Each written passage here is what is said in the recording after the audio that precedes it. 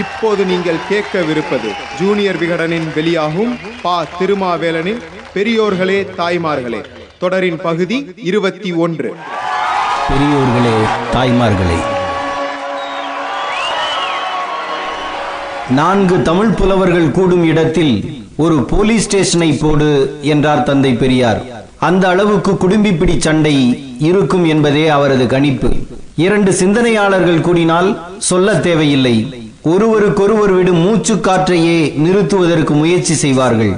இப்போது சில சிந்தனையாளர்கள் அந்த காரியத்தை கனகச்சிதமாக செய்து கொண்டும் இருக்கிறார்கள்.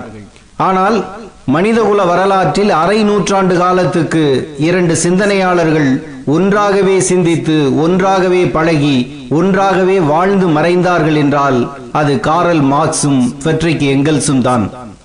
மார்க்சும் எங்கெல்ஸும் ஏறக்குறைய ஒரே வயது கொண்டவர்கள். எங்கெல்ஸை விட மார்க்ஸ் 2 வயது மூத்தவர், அவ்வளவுதான். ஜென்னியை மார்க்ஸ் காதலித்ததற்கு இணையானது எங்கெல்ஸ் மீது மார்க்ஸ் வைத்திருந்த நட்பு. நான் எழுதியது அனைத்தையும் எங்கெல்ஸுக்கு காண்பிப்பேன். அவர் சரி என்றால் தான் அச்சகத்துக்கு அனுப்புவேன். எங்கெல்ஸ் தான் எனக்கு முழு உலகம் என்று சொல்லிக் கொண்டவர் மார்க்ஸ். இருவரும் ஒரே மேஜையில் உட்கார்ந்து மான்செஸ்டர் நூலகத்தில் படித்தார்கள். வீட்டில் ஒரே மேஜையில் உட்கார்ந்து எழுதினார்கள். இருவரும் சேர்ந்து ஒரே புத்தகத்தை தயாரித்தார்கள். மார்க்ஸ் எழுதியதை எங்கெல்ஸ் திருத்துவார், எங்கெல்ஸ் எழுதியதை மார்க்ஸ் செழுமைப்படுத்துவார். பார்க்கும் போதெல்லாம் பேசிக்கொண்டே இருந்தார்கள். பேசுவதற்காகவே பார்த்து கொண்டார்கள். நாளை எது தொடர்பாக பேச வேண்டும் என்பதை முந்தைய நாளே முடிவு செய்து கொண்டார்கள். ஒரே அறையில் எதிரெதிர் திசையில் நடந்தபடியே விவாதங்கள் செய்வார்கள். வெட்ட வெளியில் ஒன்றாக நடந்தபடியே பரிமாறிக் கொள்வார்கள். ஒருவரை ஒருவர் புரிந்து கொள்ள 40 ஆண்டுகள் அவசியப்படவில்லை. முதல் முறை சந்தித்த போது தொடர்ச்சியாக 10 நாட்கள் மார்க்ஸோடு தங்கினார் எங்கெல்ஸ். அந்த 10 நாட்களிலேயே மார்க்சின் மேதமையை எங்கெல்ஸ் உள்வாங்கிக் கொண்டார். எங்கெல்ஸின் கூர்மையை மார்க்ஸ் அறிந்து கொண்டார். கள்ளங்கபடம் இல்லாத, எதிர்பார்ப்புகள் இல்லாத, உள்நோக்கம் இல்லாத நல்ல நட்புக்கு 1 மணித்துளி போதும் என்று நமக்கு புரிய வைக்கிறார்கள். முதலாளித்துவ அமைப்பு முறையில் பாட்டாளி வர்க்கத்தின் உண்மையான நிலையை விளக்கிச் சொன்னவர்கள் மார்க்சும் எங்கெல்ஸும். சமுதாய உறவுகளின் வளர்ச்சியை அளவிட்டார்கள். மத கோட்பாடுகளுக்கு பதிலாக விஞ்ஞானத்தை மாற்றாக வைத்தார்கள்.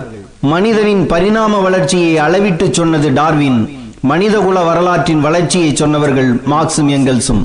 இதுவரை வந்த தத்துவ ஞானிகள் உலகை பற்றி விளக்கம் மட்டுமே சொன்னார்கள். ஆனால் உலகை மாற்றுவது என்பதே முக்கியமானது என்றார் மார்க்ஸ். இவரும் இவரது நண்பரும் உலகை மாற்ற உண்மையில் சிந்தித்தவர்கள். பாட்டாளிகளை பற்றி மட்டுமே சிந்தித்த மார்க்சும் எங்கெல்ஸும் பாட்டாளி வர்க்கத்தில் பிறந்தவர்கள் அல்ல, சொத்துடைமை வர்க்கத்தில் பிறந்து வளர்ந்தவர்கள். மார்க்சின் தந்தை வழக்கறிஞர். எங்கெல்ஸின் குடும்பத்துக்கு ஜவுளி தொழில் இருந்தது. மார்க்ஸ் சட்டம் படித்தார். எங்கெல்ஸ் அவரது அப்பாவின் தொழிலை கவனித்தார். அப்பாவிடம் இருந்த புத்தகங்களை படித்ததன் மூலமாக சமூகம் தெரிய ஆரம்பித்தது மார்க்சுக்கு.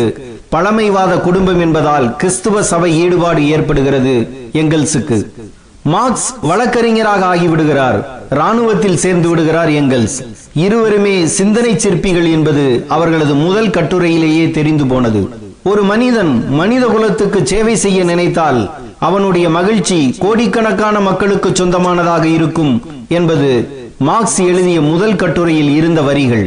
மக்களை அவர்களது எஜமானர்கள் நல்லவர்கள் போல நடித்து எப்படி கொடுமையாக நடத்துகிறார்கள் என்பது எங்கெல்ஸ் எழுதிய முதல் கட்டுரையின் சாராம்சம். உனக்கு எது பிடிக்குமோ அதை செய் என்று அனுமதி வழங்கிய தந்தைக்கு மகனாக பிறந்தவர் மார்க்ஸ். எனக்கு பிடித்ததைத்தான் நீ செய்ய வேண்டும் என்று கட்டுப்பாடு போட்ட தந்தைக்கு மகனாக பிறந்தவர் எங்கெல்ஸ். 2 வெவ்வேறு வளர்ப்பு முறைகள் கொண்டவர்களை ஒன்றாக ஆக்கியது அவர்களது வர்க்க சிந்தனை. இவர்கள் இருவரும் சில ஆண்டுகள் ஒரே தெருவில் இருந்தார்கள். பல ஆண்டுகள் வெவ்வேறு நாடுகளில் இருந்தார்கள். மார்க்ஸ் வாழ்வின் அனைத்து சலனங்களின் போதும் எங்கெல்ஸ் இருந்துள்ளார். எங்கெல்ஸுக்கு எல்லாமுமாக மார்க்ஸ் இருந்துள்ளார். எங்கெல்ஸ் எழுதியதில் தலை சிறந்த புத்தகங்களில் ஒன்று டூரிங்க்கு மறுப்பு என்பதாகும். அது இயற்கை விஞ்ஞானம் பற்றியது. அந்த புத்தகத்தை எங்கெல்ஸ் தயாரிக்க மார்க்ஸ் கடுமையாக உதவினார். மூலதனத்தின் முதல் பாகம் மட்டும்தான் மார்க்ஸ் உயிரோடு இருக்கும் போது வெளியானது. அவரது மறைவுக்கு பிறகுதான் மற்ற 4 பாகங்களும் வெளிக்கொண்டு வரப்பட்டது. இறப்பதற்கு சில நாட்களுக்கு முன் மூலதனத்தின் கையெழுத்து பிரதிகளை தனது மகள் எட்காரிடம் கொடுத்து, இதை எங்கெல்ஸிடம் கொடு, அவர் எதையாவது செய்யட்டும் என்றார் மார்க்ஸ். தனது பணிகள் அனைத்தையும் ஒதுக்கி வைத்துவிட்டு மார்க்சின் மூலதனத்தை செழுமைப்படுத்தி வெளியிடுவதில் உடல் பொருள் ஆவி அனைத்தையும் செலவிட்டவர் எங்கெல்ஸ். இவர்கள் இருவரும் ஒருவருக்கொருவர் எழுதிய கடிதங்களை மொத்தமாக படித்து பார்த்த லெனின் இவர்களது நட்பு பண்டை கால கதைகளை மீறிய உணர்ச்சி மிகுந்த நட்பு என்று மகுடம் சூட்டினார். வறுமை மார்க்சையும் அவரது குடும்பத்தையும் தின்றது. அவரது வீட்டில் இருந்த அத்தனை பொருட்களையும் ஜப்தி செய்யும் அளவுக்கு கடன். வீட்டில் எடுக்க எதுவும் இல்லாமல் குழந்தை படுத்திருந்த தொட்டிலையும் விளையாடிய பொம்மைகளையும் எடுத்து போய்விட்டார்கள்.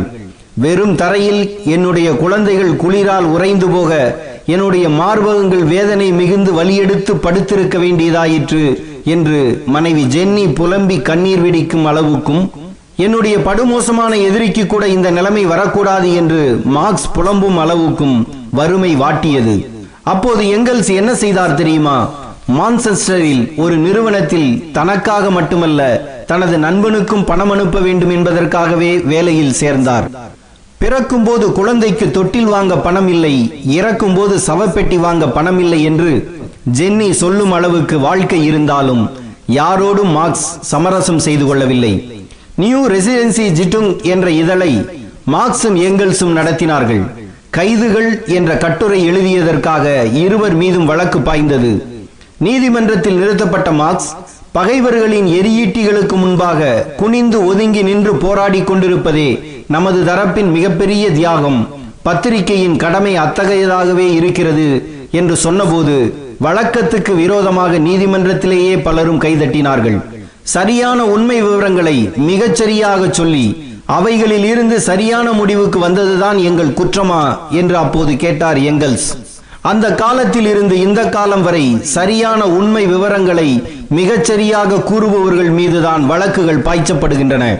இந்த வழக்குக்கு பிறகுதான் அவர்கள் இருவரும் அதிகம் எழுதினார்கள். சரியானவர்கள் அப்படித்தான் செய்வார்கள். மார்க்சுக்கு இறுதி நாட்களில் உணவு சாப்பிட முடியவில்லை.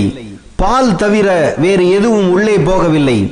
நலம் குன்றிய நண்பனை பார்க்க 1883 ஆண்டு மார்ச் 14 நாள் மதியம் 2 மணிக்கு வருகிறார் எங்கெல்ஸ். எல்லோரும் அழுது கொண்டிருக்கிறார்கள். மேலே போங்கள் என்கிறார் மார்க்சின் மகள் ஹெலன். மேலே செல்கிறார் எங்கெல்ஸ். சாய்ந்து கிடக்கிறார் மார்க்ஸ். தனது நண்பன் இதுவரை விரும்பிய எல்லா புத்தகங்களையும் தேடி தேடி வாங்கி தந்த எங்கெல்ஸ் தன் நண்பனுக்காக சவப்பெட்டி